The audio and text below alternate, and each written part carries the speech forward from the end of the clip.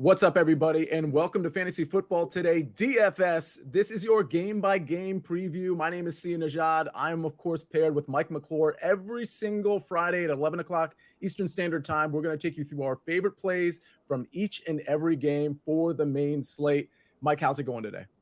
Doing well, Sia. Coming off an exciting Thursday night football game last night. Had a massive showdown sweat. For those of you not familiar with showdown, do not look at your currently winning with only a minute or two left in the game because it can change rapidly.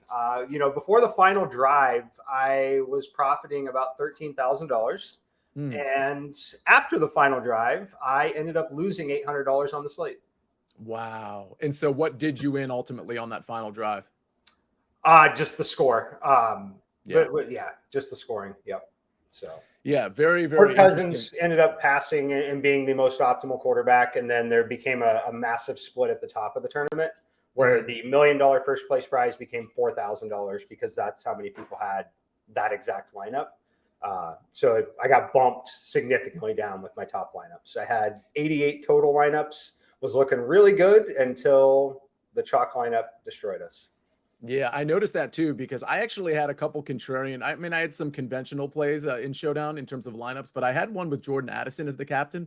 And after he caught that long touchdown, I was looking really good because I had Swift in that lineup. I even had Jake Elliott and Jalen Hurts. And I actually thought I had a shot. It was kind of like in one of those lottery contests, which I don't normally play, but I thought I had a shot maybe at something special if Addison caught another touchdown, but we saw KJ Osborne catch the wide open pass. Speaking of DraftKings, by the way, our FFT DFS contest, which I did a really poor job of promoting last week, that's live. The link is in the description. The link is in the description of YouTube and the podcast. So if you're listening to this on the podcast feed, please click on the contest. It's only $5. I forgot to give a shout out to our winner last week. So I'll make sure that on the Tuesday recap, I give him a shout out. I believe it's a him in this case. And our week 2 winner, I'll give that person a shout out too. So again, our FFT DFS contest, it's only $5. The top 20 get paid out. We got a 200 max on it. Let's fill it up really quick. We got it about half full already, but let's make sure, please, we get this one filled. Mike, are you ready to get started? I want to dive right into this slate. Dive right into it. A lot of intriguing matchups this week. And I think the ownership across the industry will reflect that as well. I think there's not just one clear game you have to target.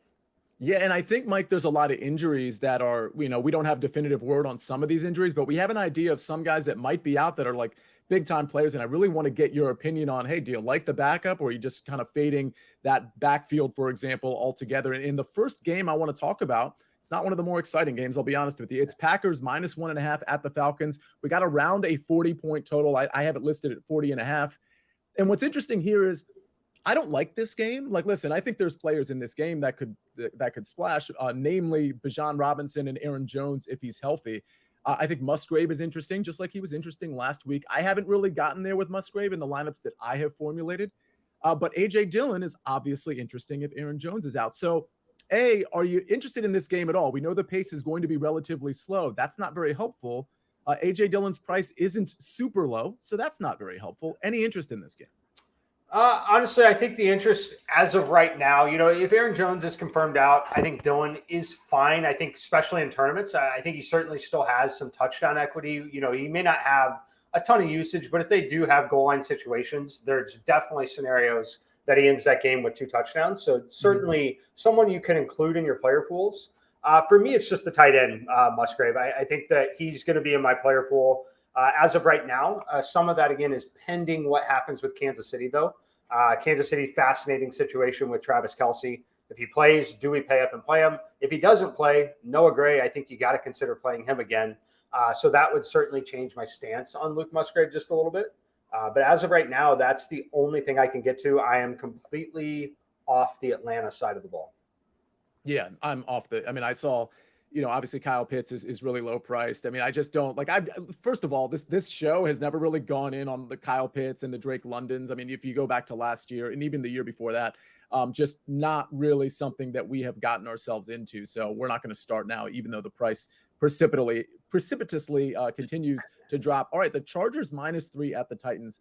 I think this game is really interesting. We got the Chargers as a 3-point favorite visiting Tennessee. It's a 45-point total, which is not super high, but it's certainly not super low. I think there could be fireworks in this game. I think there's a lot of interesting builds from a skinny stack standpoint, from a just pure stacking standpoint that are really, really interesting here. And by the way, I think the Titans are going to cover the spread and could win this game. I'd love your thoughts on that, you being in Nashville, Tennessee. But from a DFS standpoint, listen, I'm interested in Derrick Henry. I'm interested in some of the weapons from the Chargers side. Austin Eckler, another running back that looks like he's trending towards maybe not playing. So that brings Joshua Kelly into the conversation. How you feeling about this game?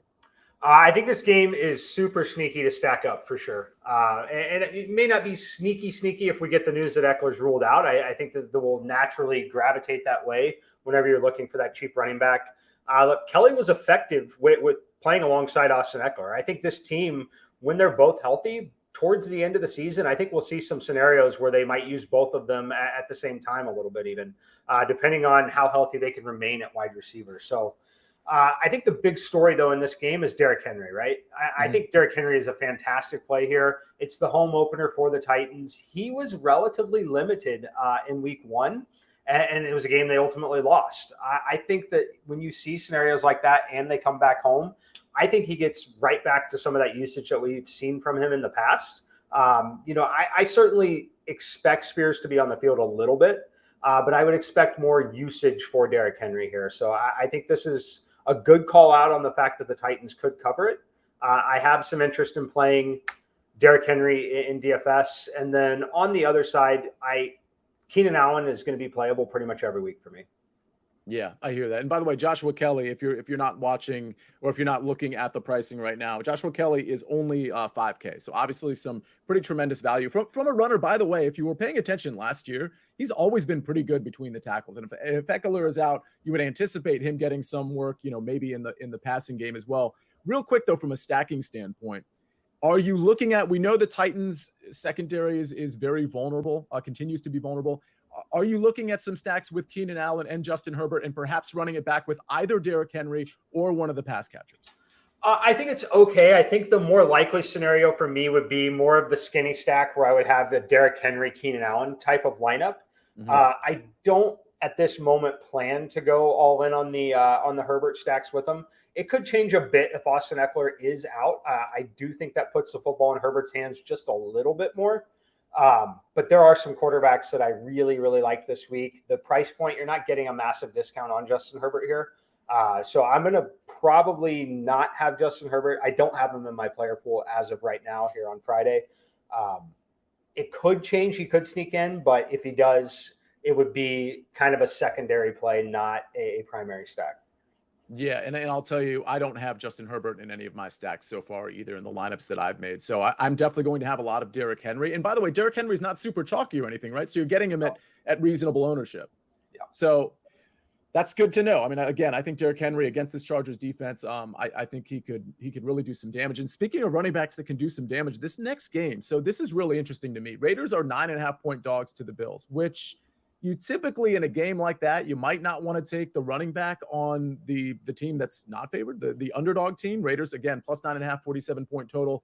I think Josh Jacobs is one of my favorite plays. In week 1, he had a full workload. He got some passing work, but certainly a full workload with the rushing attempts. And we know he can get passing work. He's 7,100 against the Bills, who we saw get gashed by Breece Hall mainly. I mean, Dalvin Cook a little bit, but even when they should have been anticipating the run against the Zach Wilson-led Jets, they somehow weren't able to stop Breece Hall. I like Josh Jacobs at 7,100 here.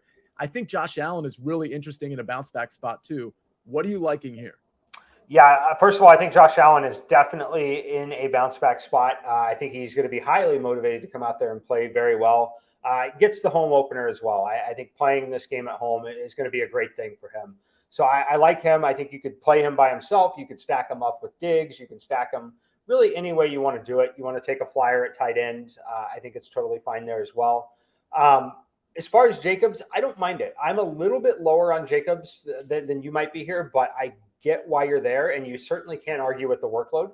The workload was there, and that was something I didn't really know about when you have that kind of a quarterback change, what that was going to look like. So I do think they're going to continue to lean on him. The price point, if he has the kind of workload that he did and what we saw last season, this price point at 7,100 should be a lot closer to 8,000. So I do think you're buying low. So I'm not playing him as of right now, but I'm likely going to end up on some of the cheaper running backs. I think we're going to get at least one or two of them by Sunday morning. But if we don't, then Jacobs is someone I could see myself sprinkling in tournaments. So what's interesting here on the Josh Allen side is, and I think you have this, and we'll get to Patrick Mahomes and that high scoring. I believe it's a 51-point total with the Kansas City Chiefs and the Jacksonville Jaguars. We'll get to that in a little bit. But one problem you have with Josh Allen nowadays, I mean, it's not as big of a problem because Stephon Diggs is his primary receiver. But if you don't want to pay the $7,300 and the $7,100 respectively for Josh Allen and Stephon Diggs, could I make like a Justin Herbert, Austin Eckler type play where I take James Cook at 5,700, Josh Allen at 7,300, and I try to basically gobble up all those points through the running game and the passing game? I don't mind it. Yeah, you got to find someone that's got at least some receiving upside in the passing game, and Cook clearly does. So I don't mind it in that spot. I think it's that's a strategy that we typically use a little bit more in showdown slates, where you're basically when you're employing that strategy, you're basically saying, I think the Bills score a lot of points here, right? And I know that Josh Allen's going to be involved, or if he's not, it's the running back. So we're going to try and capture all these points. You're building a scenario where you think the Bills score 31 plus points, essentially, right? And it can work in a lot of situations. So I don't hate it. I don't think it's like obvious, which is what makes it great. It's not going to be popular, but it can certainly get there in a matchup like this. And let me ask you this. If you are and by the way, I bring that up too because we know we have Stephon Diggs, but there's Gabriel Davis, Deontay Hardy, who got some work, especially in the first half, Dawson Knox and Dalton Kincaid. So it's definitely the portfolio is diversified. We don't see what we saw with the Eagles last night, where it's Devontae Smith and it's A.J. Brown. Well, it's not A.J. Brown until A.J. Brown complains on the sideline, and then it's all A.J. Brown. So all you have to do, receiver, if you want targets, is complain. But that's the only reason I bring it up, is because Josh Allen, he ends up having a lot of targets here, even though Diggs is his primary one. One last thing on this game, Jacoby Myers, I don't think he's playing with the concussion. Would Hunter Renfrow enter into the conversation at all in a negative game script at 3,900? Or is there another receiver on this Raiders team outside of Devontae Adams, of course, that you'd consider? I think you could get there if you wanted a game stack it up. It's not something I'm going to do personally. I think there are some other value plays that I really like, but definitely I think Renfrow is, we just don't know what the chemistry looks like. If Derek Carr were still there, I think, fire away, right? I don't know how comfortable Jimmy is throwing to him, which is why I think, Jacobs is probably a fine play. I think Jacobs still gets some work here. So I'm going to avoid it personally, but yeah, you can't argue with the price point in a game where they're very likely to be trailing by 2 scores.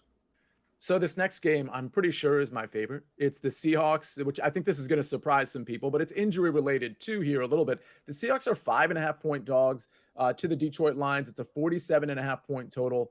These two teams, Mike, you recall, played each other last year, and they almost put up 100 points collectively. Yep. In that game, Jared Goff had 4 touchdown passes. And one thing I love about this game, and listen, Jared Goff 6,200, Geno Smith 5,900. You could play both. I like the Goff side of this. I'm guessing you probably like the Goff side of this. What we love here, and I know you bring this up all the time, so I'll beat you to the punch. We love these manicured, curated environments, these dome environments where these guys can absolutely go off. So my take here is I'm going to have a lot of Goff stacks, and I'm going to vary it. Amon-Ra St. Brown is going to be featured. Jahmyr Gibbs is going to be featured. Josh Reynolds is going to be featured. Not all in the same lineup. Can't do that. But I'm just saying, like, mixing those pieces up with Jared Goff and then maybe a DK Metcalf run back. That's how I'm looking at this game. How are you looking at it?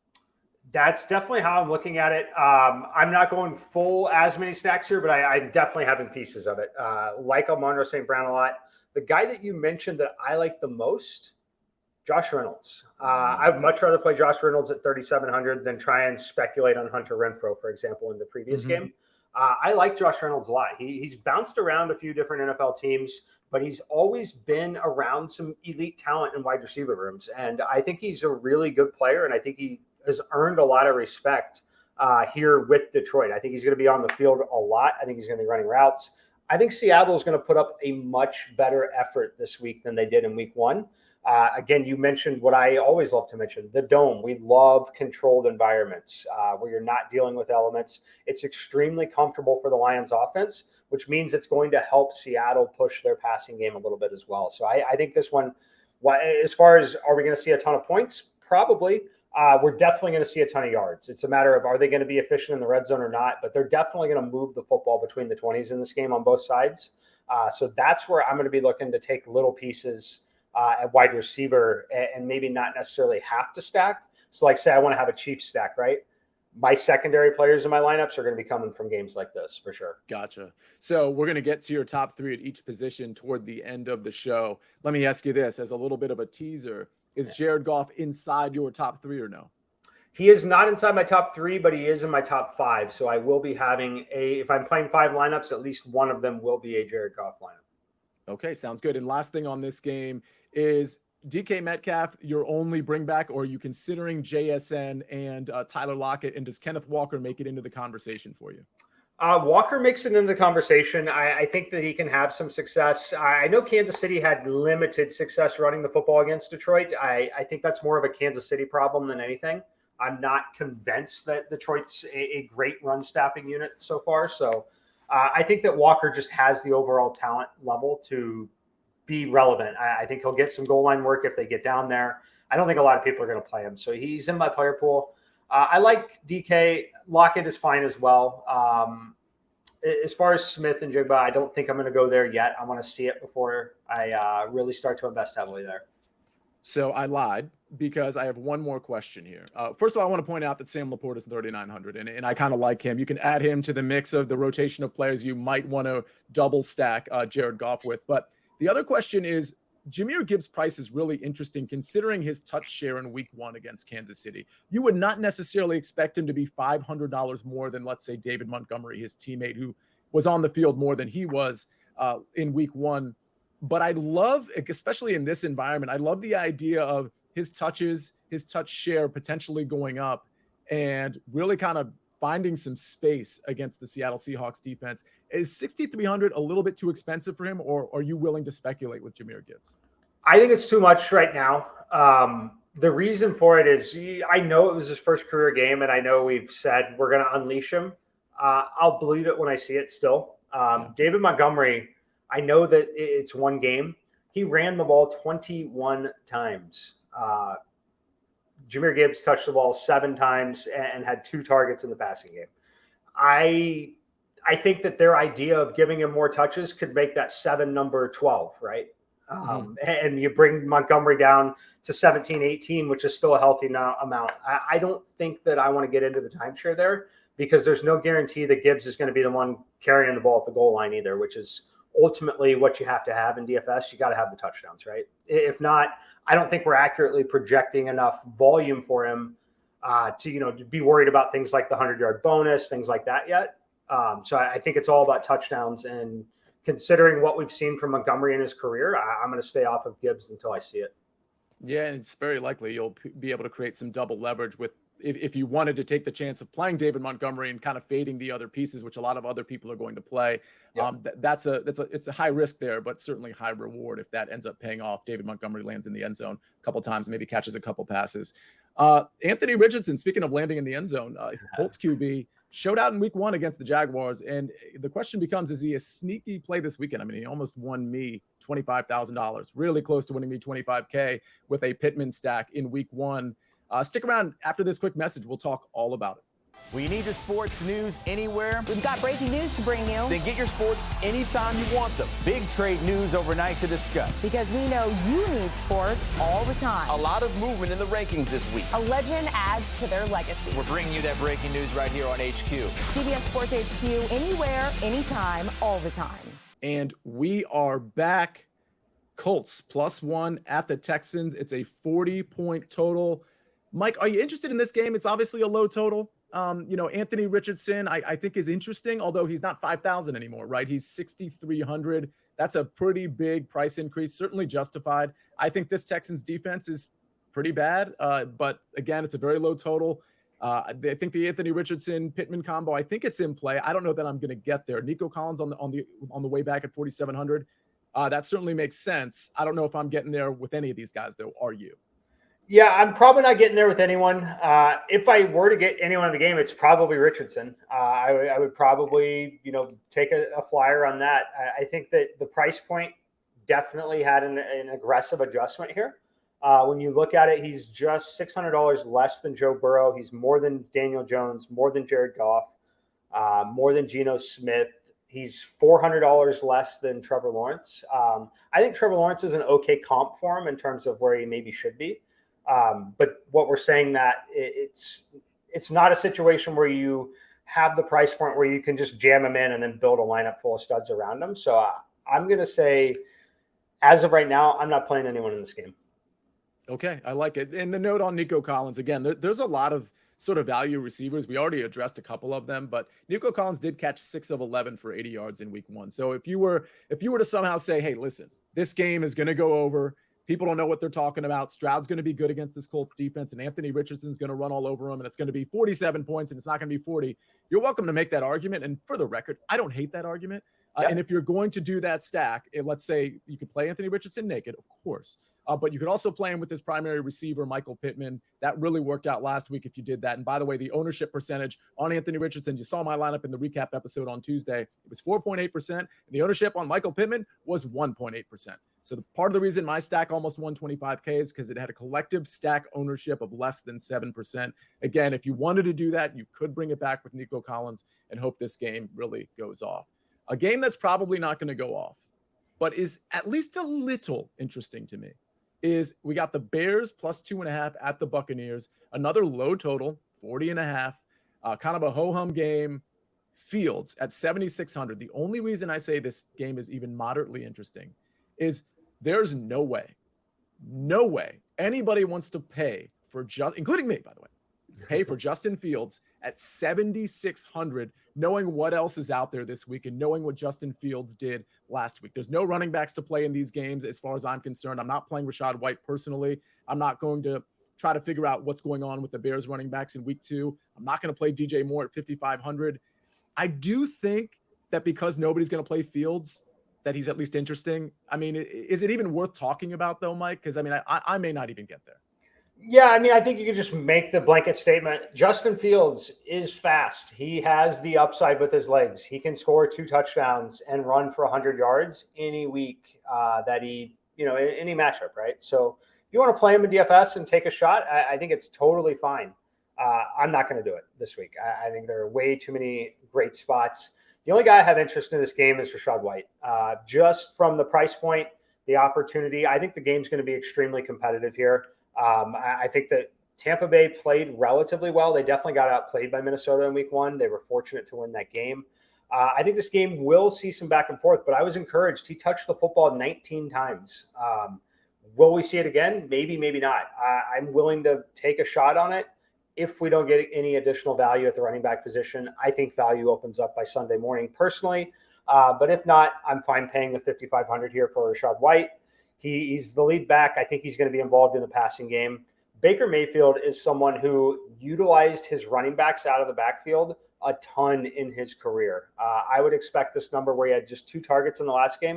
I think there are scenarios where we see games for Rachaad White that he has 5, 6, 7 targets out of the backfield.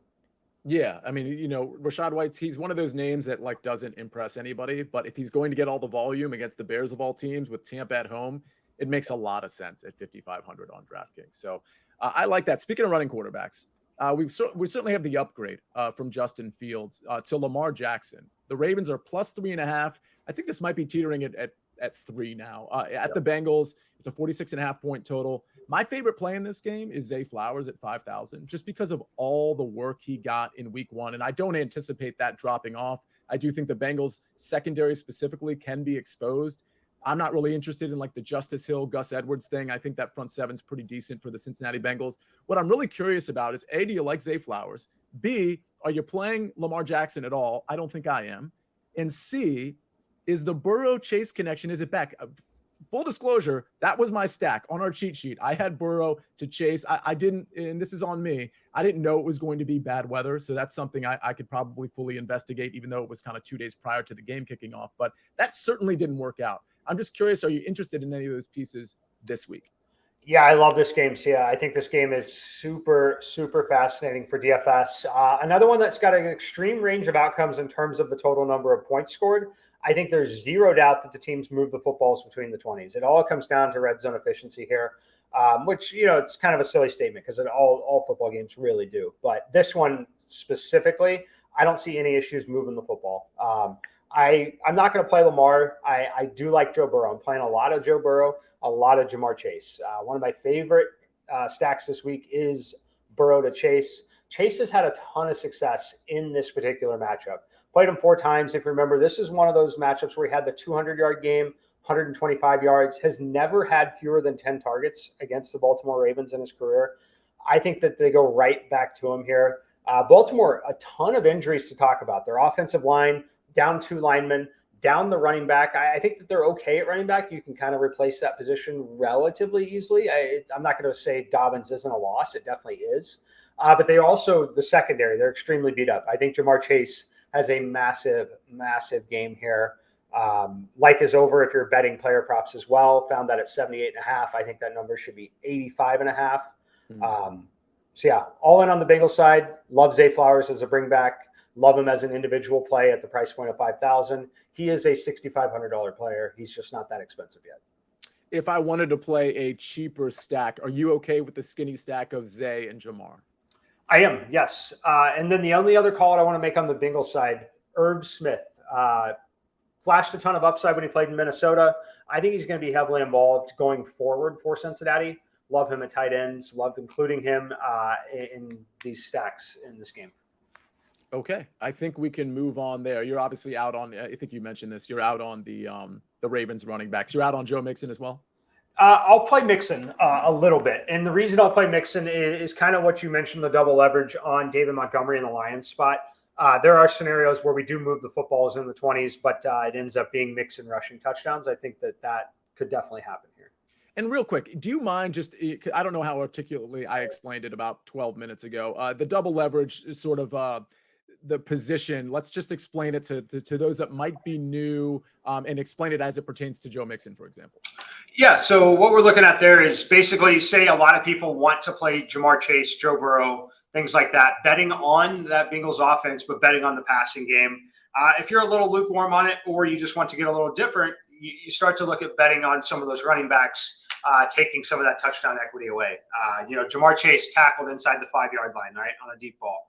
Now you've got a great scenario for Joe Mixon to score. So things like that, when you see ownership levels on games that we all kind of know are going to be popular and or just high-scoring environments, looking for ways to get different in those games that also still has a significant amount of touchdown equity.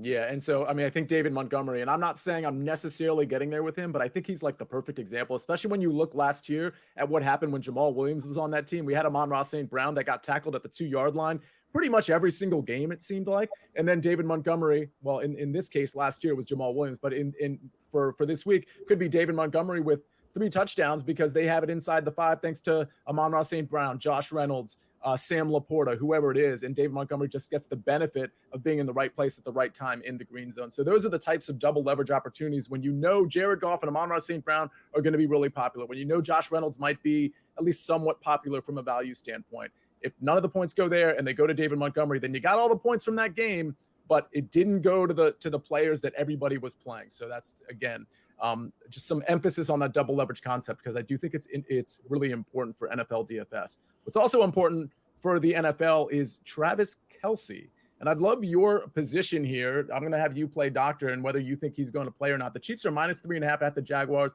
It's the highest total. It's teetering in that 51.5, 51 range. I have an issue with this game just because I never really know who to stack Patrick Mahomes with, although I think Kadarius Toney is interesting. I think Rashee Rice is really interesting at, I believe, 3,800, Kadarius Toney at 4,600. And then, of course, there's that Travis Kelce character at 7,600, who I think, Mike, is going to be limited even if he plays. What's your position on this Kansas City offense this week? Yeah, so I like the Kansas City offense a lot. Full disclosure, I bet them already. I bet them before it went to 3.5. Got a little at 2.5, a little at 3. I think it's very telling the line going to 3.5 already. Some of that is related to Chris Jones defensively coming back. As far as Kelce playing or not, this is what I think happens. I think that he is listed questionable heading into the game for sure. We don't have any sort of status before official inactives, which will be 90 minutes before. I don't think there's any reason for them to say, yes, he's playing, no, he's not, in terms of competitive advantage. I don't think there's any reason to disclose that information before the 90 minutes before kick, if I were Kansas City.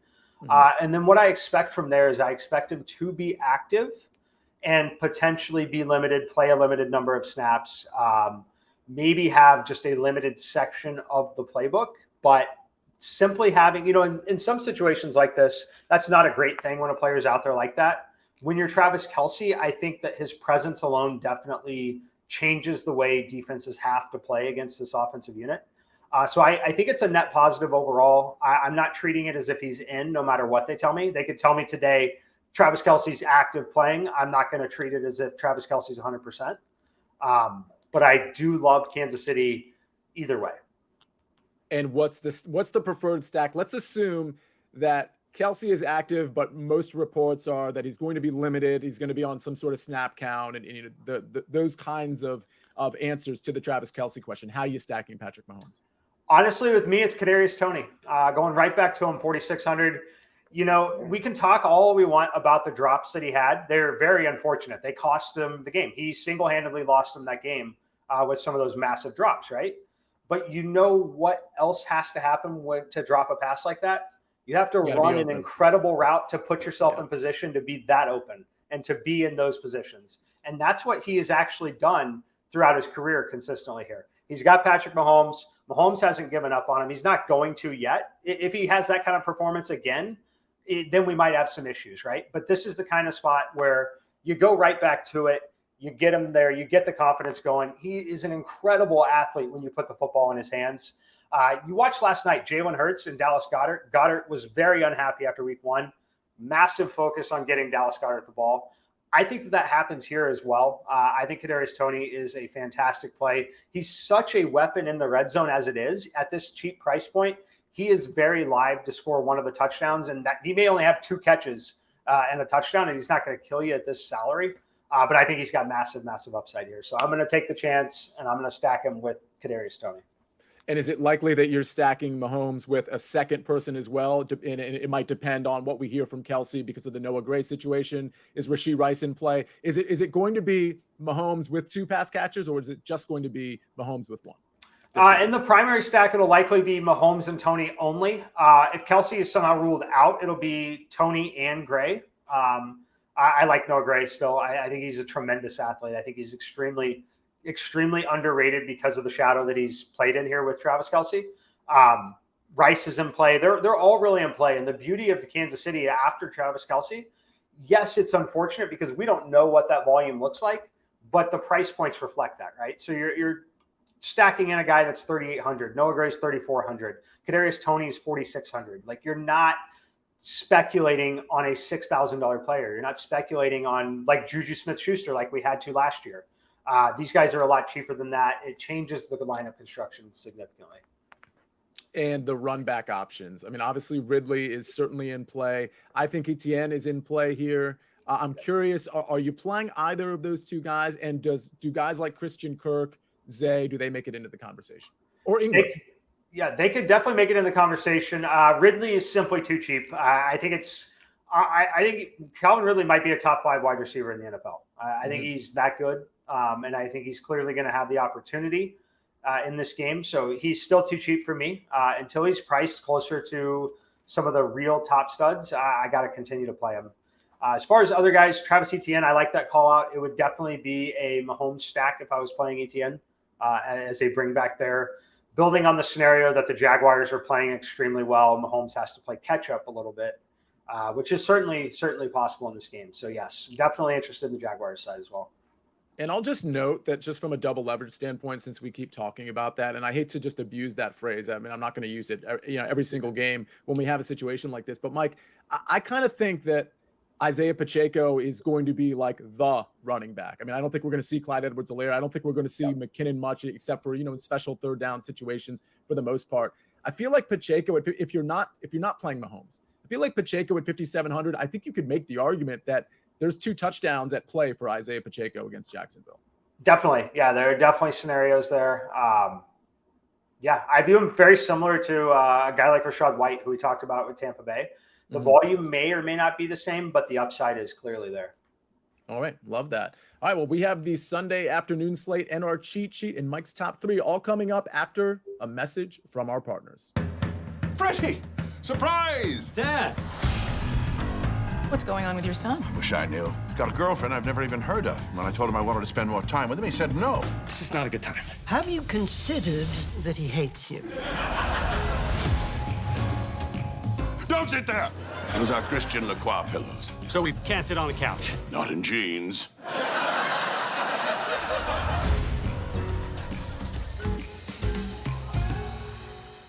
And we are back, Mike. We've got the afternoon slate, which is really interesting. You know, we have the 2 Monday night games, and there's not a lot of high-flying afternoon slate games. There's 4 of them, and the first one we're going to start with is probably the most exciting one, at least from a point total standpoint. It's the 49ers -8 at the Rams. We know that, and by the way, this line may have grown a little bit with the Puka Nacua news. Maybe it's at 8.5 at this point. I got to double check that, but I think this is an interesting play here with Christian McCaffrey in particular. I'm curious if you're going to play him. He's obviously expensive, but I'm not sure he's priced appropriately. And then on the other side, we know we have Nacua, who has like pretty good value if he's healthy. We know if he's not healthy, people are probably going to pivot to like a Tutu Atwell at 4,700, which makes plenty of sense in my opinion. Where are you at on this game? Are there going to be any pieces from this game in your lineups? Yeah, I like Christian McCaffrey, honestly. I agree with you. He is expensive, obviously, but the price point is not caught up to the opportunity in this game. Played a ton of snaps in week 1. I expect the same here. I think he's going to have a few big runs. I think he's going to have just a few big plays overall in this game. So I really like McCaffrey. He's in my player pool for sure. Debo, I think Debo Samuel's going to be popular. I think Brandon Ayuk's going to garner a little bit of ownership as well. I'm probably going to play Brock Purdy, though. I got to tell you, I liked his chemistry with Brandon Ayuk a little bit. I think with this game being in this controlled environment in the dome here against a relatively weak defensive unit, it wouldn't shock me if they use this opportunity to try a little bit more with Brock Purdy and really work on some things and try and build some of that real in-game chemistry a bit here. I think that that's something that they can get away with doing in this game. I know they don't want to go out and get anybody hurt, but I think they're going to have their way. And I think that Christian McCaffrey is so valuable catching passes out of the backfield. He can turn a 3-yard pass into a 70-yard touchdown pretty easily. So I like the price point here. This is a scenario where I will have a Brock Purdy lineup with Christian McCaffrey and essentially betting on that 49ers offense as a whole. Yeah, I think what's really interesting about a Brock Purdy stack too is one thing, Mike, that I stressed on the Tuesday recap episode, because I did put up one of my lineups from the afternoon slate, which honestly, in my opinion, wasn't anything special, but it 4x'd and it honestly had a chance to probably win if I just made 1 or 2 small adjustments. But the larger point here is that the afternoon slate, it's got a lot of games that have really low totals. And in my opinion, if you are to play the afternoon slate, which I'll tell you, I think it's softer, I'll be playing it too. I think a Purdy to CMC lineup makes a ton of sense because you're getting that discount from CMC by playing Brock Purdy. I think you can add another piece in there if you want, if it's affordable, which I think it kind of might be. The only 2 quarterbacks I was even really interested in, Mike, from a stacking standpoint in the afternoon slate, or even from a quarterback standpoint, it was Brock Purdy, and it was this next game. It was Daniel Jones, the Giants -6 at the Cardinals, 39.5 point total. And for the record, I'm not playing Daniel Jones in the main slate. I probably won't even get to Brock Purdy in the main slate. But I thought in the afternoon slate, you could play Daniel Jones naked, and it might be okay if he gets you those rushing yards that sometimes we can get from him.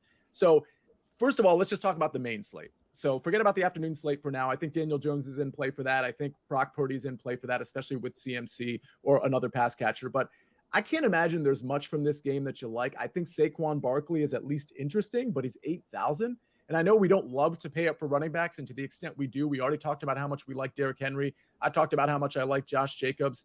I can't imagine you're getting to anybody in this game. Nobody in this game. So the typical line that we'll use here, when I tell you there's nobody in the game, that means you can probably take a flyer on one of the defenses if you want to get contrarian in a tournament. I think that that's fine. But yeah, other than that, no position players for me here. Yeah, I mean, I honestly think we can just like literally move on from that. Yeah. Even in the afternoon slate, I didn't find myself playing Saquon Barkley. I think I got to James Conner in one of the 2 lineups that I built, but there's just nothing here for me. I'm not going to play Darren Waller personally. All right, so we got the 2 4:05 games. Now we have 2 4:25 games. I bring up those specific times because I want you to know that when you're doing late swap, and again, we've already explained in our offseason series what late swap is and how it's important in all of those things. Well, you can late swap up until the time of the kickoff. So obviously the 4:05 games at 4:15, you can't late swap that Giants and San Francisco game, but you still have time if you want to late swap Jets, Cowboys, Commanders, Broncos, to the extent you have players in those games that you want to get out of or switch or whatever the case may be. We gave you all the reasons why you might want to do something like that in previous shows. Jets plus 9.5 at the Cowboys, 38.5 point total. I think both of these defenses are in play. Obviously, the Jets are the lesser price defense at 2,700. Other than that, I can't imagine playing any Jets. I think, in the afternoon slate, if that's what you're playing, I think Tony Pollard is at least interesting, but I'm not really interested in playing any Cowboys against this Jets defense. Yeah. So this feels like another game, like talking about the main slate and really even the afternoon slate, another game where, like the Giants Cardinals, where I just don't want any piece other than the defenses. Yeah, there are a lot of weeks where you really want to have what we call PMR, the player minutes remaining on your DraftKings screen. I don't think you want a lot of PMR this week, to be honest with you. I don't think you're going to want a lot of it here. So I agree with you. You can play the defenses if you want. I think the Jets defense is a fine play overall. Tony Pollard is okay in a tournament. He's got the upside. He's got the skill set. He can clearly be involved in the running game. We finally saw him get some goal line work. That was encouraging. He's got upside in the passing game. So that's really the only thing I can get to. But I would need to be playing quite a few lineups in tournaments to do that. Absolutely. All right. Well, I hate to break the news to everybody, but the last game on this slate is pretty much tied for the lowest total, or it's certainly in the neighborhood of that same with that Jets and Cowboys game in that 38.5 point neighborhood. It's the Commanders plus 3.5 at the Broncos. So I don't like any pieces of this game. Again, I think this is one of those situations where you could play the defenses. Yep. I guess my question for you is, do you like any pieces here? And I'm just curious, like, listen, Brian Robinson at 5,200. I'm not super impressed with Brian Robinson, so I'm not going to go there, even though it's a great price point. Jahan Dotson at 4,900. I think in theory that's great, except for the fact that we just talked about 3 or 4 receivers that are less than Jahan Dotson, some $1,000, $1,200 less than Jahan Dotson. So I don't see how you would get there for that, unless, of course, you're on the afternoon slate. So is it defenses or nothing here, Mike? It's defenses or nothing for me. You can I guess, if you want to take a shot on guys like Cortland Sutton, but I think Judy's back, so I'm not going to get to anything in this game. It's just like the two before it. I know it's not necessarily fun to be that way, but no comment is a comment for sure. Yeah, absolutely. And for the record, do you like Washington plus 3.5? I mean, I assume it's not an official play of yours, but if you had to lean one way or the other, would it be Washington or would it be Denver? I have it right around that number there. I'm going back and forth there. The only reason I lean slightly to the Denver side is getting Judy back. The home field advantage and the altitude is the only slight reason, but I think the game is priced appropriately where it is. Yeah, agree with that. All right, we're going to get to our cheat sheet, but before we do that, Mike, we got to get your top 3 at each position. So let's run through it. Let's start at the quarterback position. No huge surprise. I previewed this, or I foreshadowed it on the Tuesday show, that perhaps Patrick Mahomes would take the lead here. Am I right? You are correct. Patrick Mahomes, top quarterback this week. Joe Burrow, number 2 for me. I'm going right back to him. Very disappointing performance. Throwing it out. He's always struggled with Cleveland. There was elements in that game. Things just didn't go well. I think they bounced back in a big way against a very beat-up Baltimore Ravens team. And then Brock Purdy. I think the price point's too cheap. I don't think anyone's going to play people on that afternoon, from that afternoon set of games. But I think he's got a ton of upside with big plays to Brandon Ayuk, Deebo Samuel, and Christian McCaffrey. I like the price point. I like what I can do with it. So give me a little Brock Purdy there. Moving to running back. The guy I mentioned, Rachaad White. As of right now, he's in there. It's just a price point play. I don't think a ton of people get to him. I love the volume, almost 20 touches in week 1. I expect the volume to decrease slightly rushing the ball, but increase significantly in the passing game. Baker Mayfield throughout his career has relied heavily on his running backs out of the backfield. Christian McCaffrey, no surprise here. Love him here. He's very expensive. He's not expensive enough in this matchup. He's going to touch the football a ton. If he only plays 3 quarters here, it's because he's already scored 2 touchdowns and has 130 yards. Joe Mixon. Again, I love the Bengals offense this week. I think there's definitely scenarios where he's involved, and I think there are scenarios where he has some of that goal line work, captures some of that touchdown variance. So I'm going to play him. And, ready to go to wide receiver next? Yeah, let's go to wide receiver. And it's interesting here because, like I said, this is a guy that I had as part of my – not part of my – was my stack. I had Jamar Chase and Joe Burrow, and I'm kind of excited that you have kind of put Jamar Chase number one here, because I wasn't sure whether I was going back to him. And now, again, it could have been yes or no, but you've kind of tipped the scales to my direction in terms of playing him, especially against sort of a battered Ravens secondary defense in particular. So let's go with the top three at wide receiver. Yes, it's Jamar Chase number one. And I make this very similar to last week. I talked about Tyreek Hill being the top overall wide receiver last week over Justin Jefferson, over those other guys. They all had good games other than Jamar Chase, but Tyreek went absolutely crazy. Mm-hmm. I think that's what Jamar Chase does here. I think he's the clear-cut top wide receiver on the slate, and it's really not close. So I'm going to be playing him, stacking him up a ton. Love him in this matchup. The Ravens secondary will not contain him. Kadarius Toney is my number two. It's a bit of a value play, but I love Kadarius Toney here. I think Patrick Mahomes goes right back to him. I think this is a matchup against Jacksonville where we see a ton of points. Those are the kind of games where they dig a little deeper into the playbook, put the ball in Kadarius Toney's hands. He's way too cheap for his skill set. I know he's dropped some passes, but way, way, way too cheap, especially if you have a limited or no Travis Kelce. And then finally, same game, bring him back to stack, Calvin Ridley. Also too cheap. I think he might be the second best receiver behind Jamar Chase on the slate. So I like him a lot. By the way, I love what you said about Kadarius Toney, and I completely agree.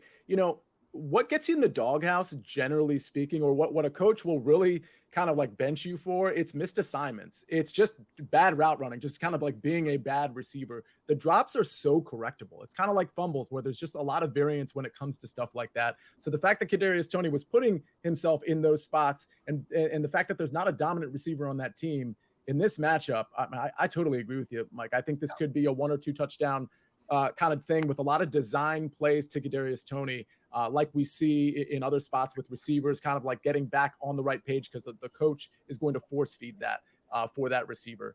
Tight end, what do you got? Top three.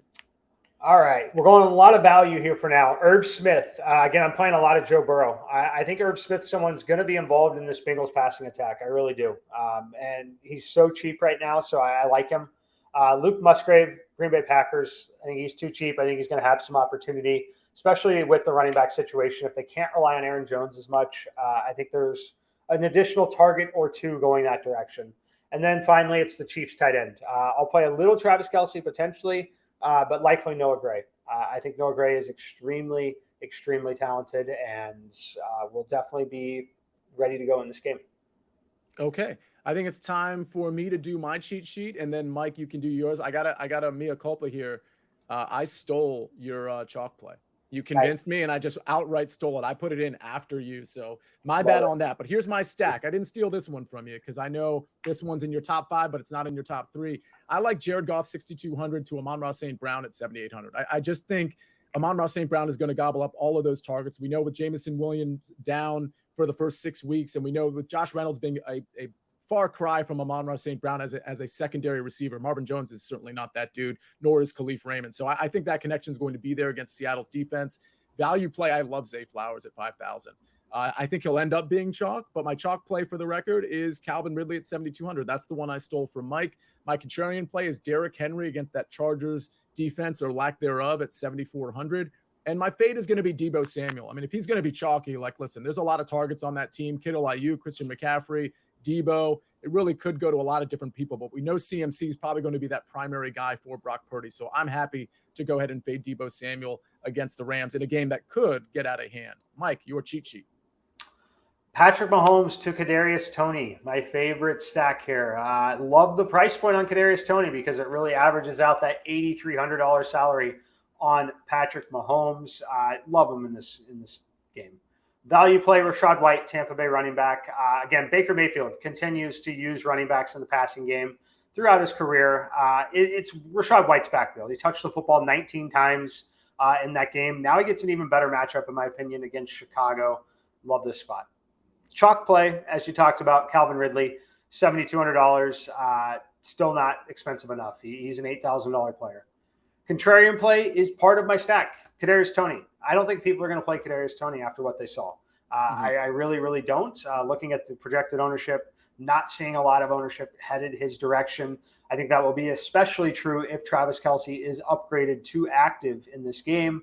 And then my fade, I'm going to fade Devontae Adams. I think he's fine, think he's talented. I think everyone in the building in Buffalo knows that that's where they want to put the football. And Buffalo actually has a few decent players in that secondary. They are all healthy. The defense will be fired up with that home crowd, especially off that loss to that Jets team. I'm fading Devontae Adams. Yeah, I'm at a loss as to how the Bills managed to lose that game under those circumstances in particular with a double-digit lead. That's what happens when your quarterback turns it over on every single possession. Mike, I think that's our show. We did the cheat sheet. We did the top 3. We did the game-by-game preview. What we need you to do is register for the FFT DFS contest, which again, I've tweeted it out. The main fantasy football today, that Twitter handle will tweet it out, but it's in the link to the description to the YouTube and to the podcast feed. So it's only $5. Make sure you register that. And for the record, if you win, we'll shout you out on the Tuesday recap show. That's the next time you're going to see me. We'll talk about our week 2 NFL main slate lineups. And of course, we'll look at early pricing. We'll take an early look at my favorite QBs, wide receivers, running backs, tight ends, my favorite correlations, all of that stuff. It'll be a nice quick hitter show Tuesday morning. So make sure you tune in for that. But for now, that's Mike McClure. My name is Nejad. This is Fantasy Football Today, DFS, and we'll see you on Tuesday.